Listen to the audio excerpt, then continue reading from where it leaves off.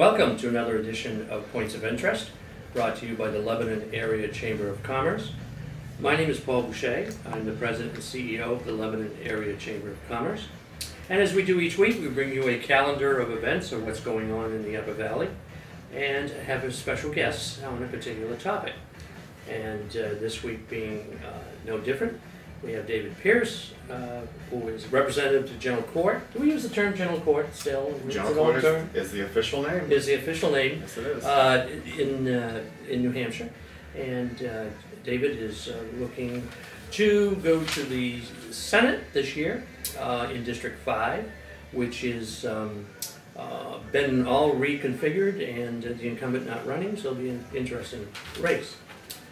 But for now, the activities going on this week in the Upper Valley. This is, as we say, the last hurrah, the week before Labor Day, and some of the things are winding down. Particularly here in Lebanon, by the time this is aired, we will have done all our activities as far as the Front Porch Series concerts on Thursdays, the concerts on Monday night. Those are all done. And even the kids program on Thursday noons are done for the season. The only thing that's not done for the season, and that will run till the end of September, is the farmers market, and that will run from 4 to 7 p.m. until September 27th.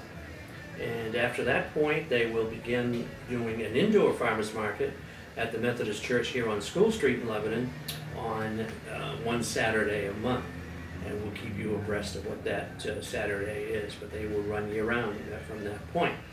But this week, this coming Thursday, we have the Juke Joint is there, J-O-Y-N-T is his last name, who is providing the entertainment, there's always entertainment, and he is original American songs you love to sing. So if you want to come and sing a cappella with Juke, you can come, and then all of the items that they have to offer. We're getting close. We have the Village People, I've mentioned this a couple of times, who are coming to play at the Lebanon Opera House.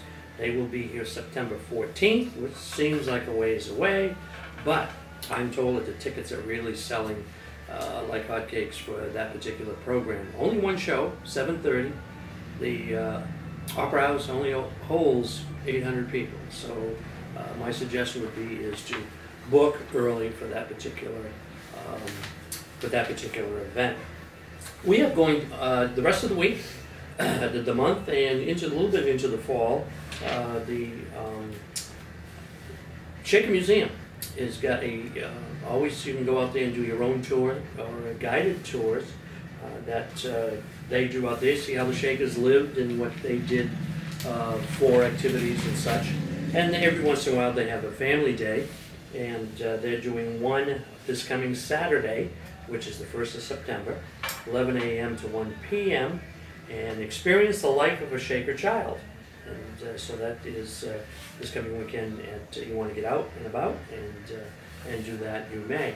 And of course, at the beginning of the season, this is usually things end, but this is where things begin as far as church suppers and group suppers, my favorite, as you probably can tell.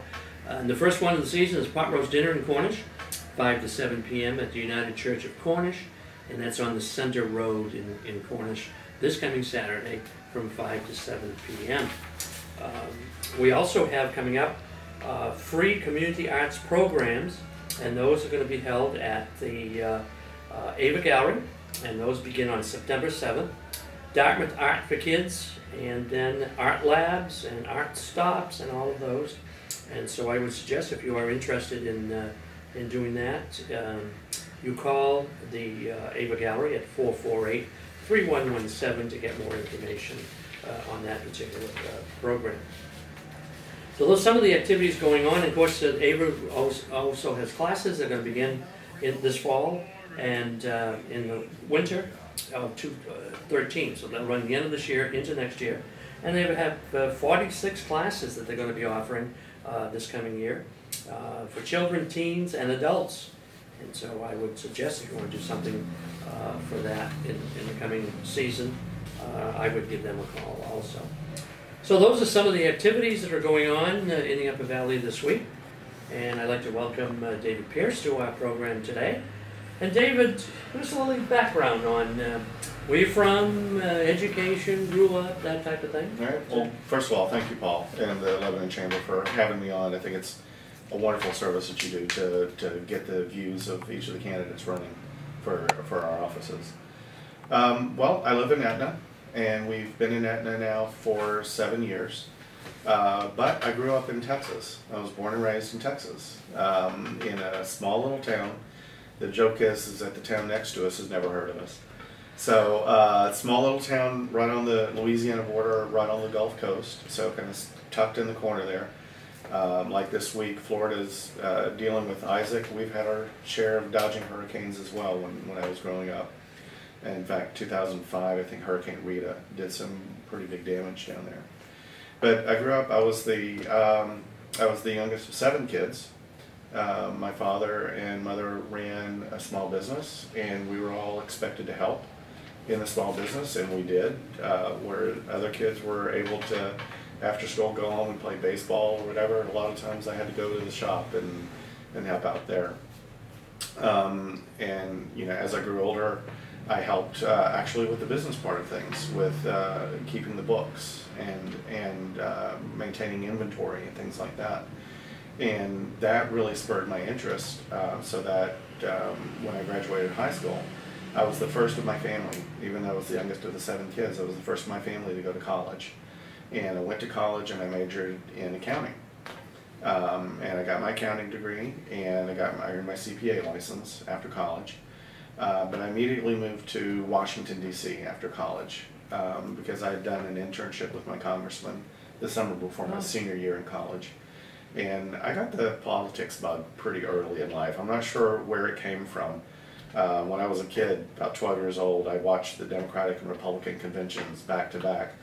My parents were very worried that their 12-year-old was watching the conventions, but nonetheless, so I had always been interested in politics, so I moved immediately to Washington after college, and I worked for then what was one of the big 8 accounting firms, and got my 2 years of public accounting experience in order to get my license.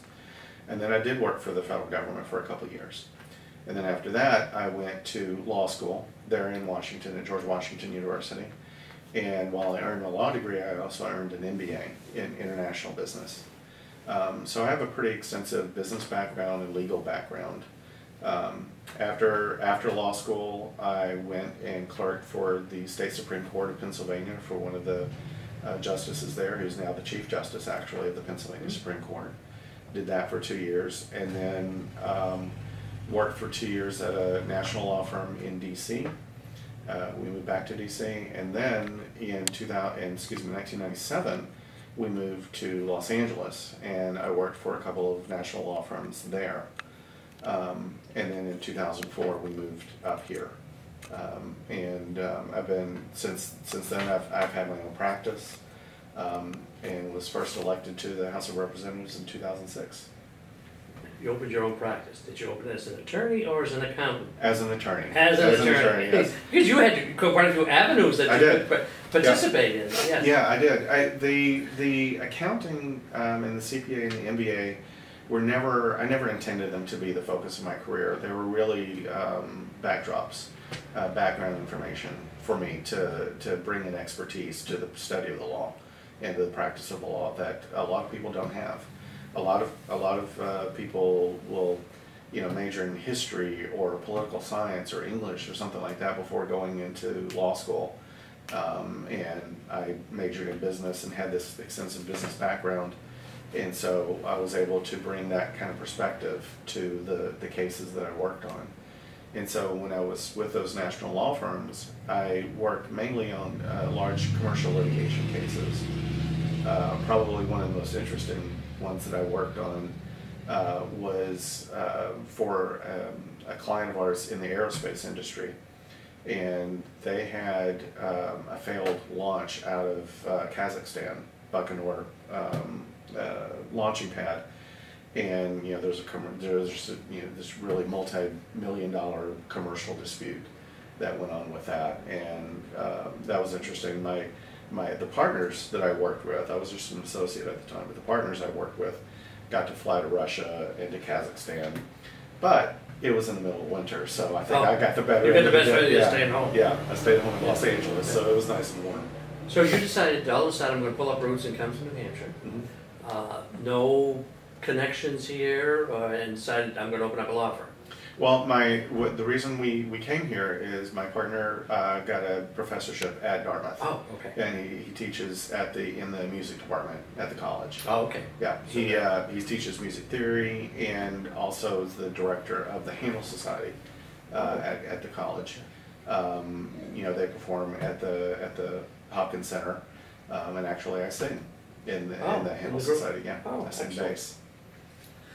So you started a law practice, and things have been successful in that. Yeah, I have a very unique law practice actually, because I don't see New Hampshire clients. What it is, I have one client in New York, which is a global marketing company. They have offices all over the world, and when one of their teams in, let's say, China or Australia, when one of their teams snags a project in that market, what I do is I go in and I negotiate the deal between our team and their client. I see. And I'll close that business deal. And so one of the wonderful things about it is that, and what's been really helpful in being in the legislature, is that I can, when I get up in the morning to check my email to see the request for legal assistance that they've sent me, they've already left for the day. And so I can go down to Concord and spend all day working on whatever I need to work on in the legislature, and know that there's nothing that's blowing up at home, or nothing blowing up on my computer that I need to divert my attention away from the legislative work in order to attend to. Now, of course, that requires that I sometimes stay up very late, after I get home from Concord, right? Yeah. But I've integrated it into my lifestyle, and I think it's a wonderful opportunity. It gives me a lot of flexibility, and that's why I've been in the House now for 6 years. So this year completed your third term? My third term, correct. Third term. What background do you think helped you the most in the legislature? Your accounting background or your legal? Oh, the legal background. The legal by background. far. Okay. By far.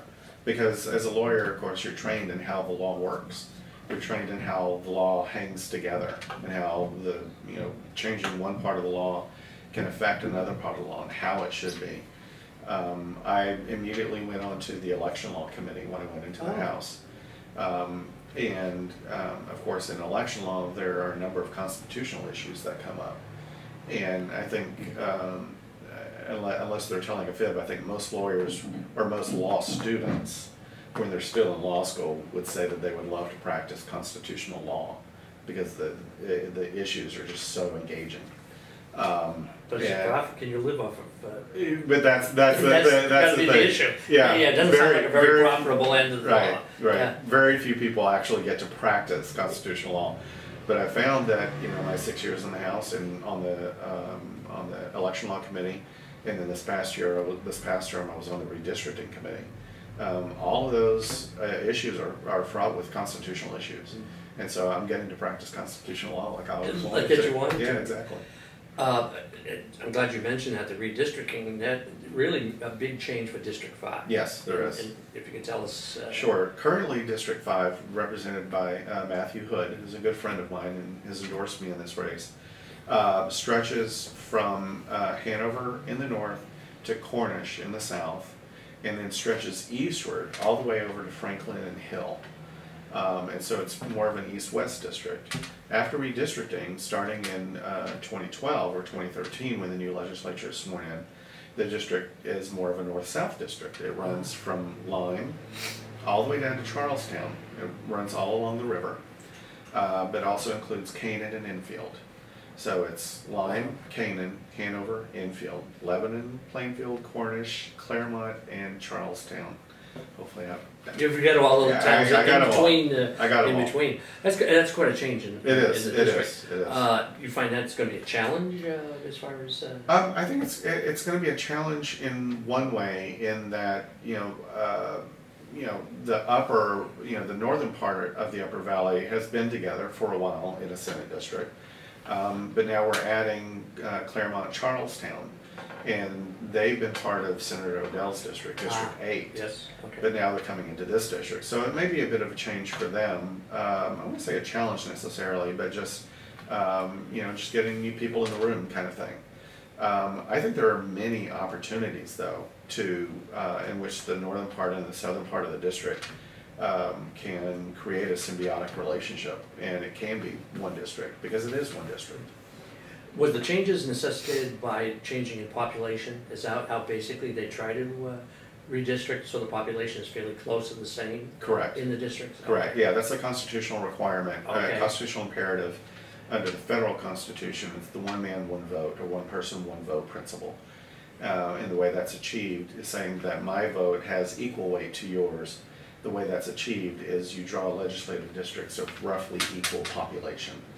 And so after the decennial census, every 10 years, the census numbers come out, and the state legislature is given those numbers, and they redraw the lines to make sure that the districts are roughly equal size in population. Equal size. Right. How many districts in New Hampshire? How many senators? There are 24 senators in New Hampshire, and of course, as you know, 400 representatives.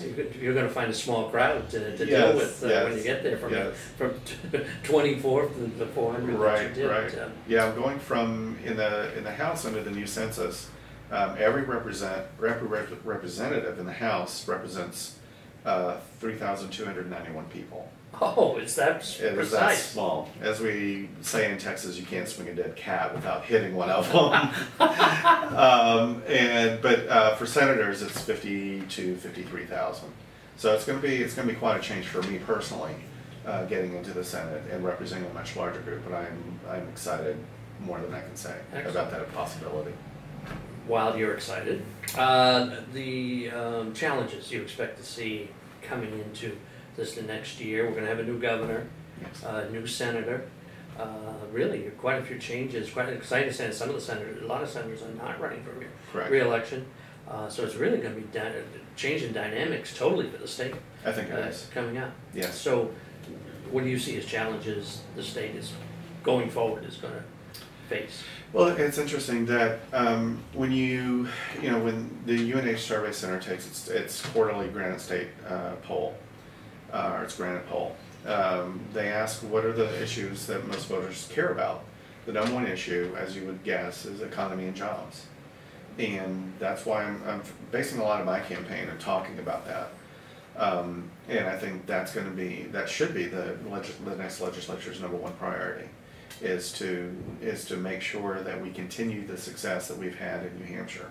New Hampshire right now, I think, has, the last I recollect, has the 4th lowest unemployment rate in the country. We've done pretty well with this reception. And Lebanon has the lowest in the state. Yes, that's wonderful. We're always proud to say that. Yes, of course. Yes. Well, the Upper Valley is a wonderful magnet for high-tech industries. Small entrepreneurs, growing businesses here, and it's really helped power the Upper Valley economy. Of course, you have the college and you have the hospital, but you have a lot of really good small companies that are helping power it as well.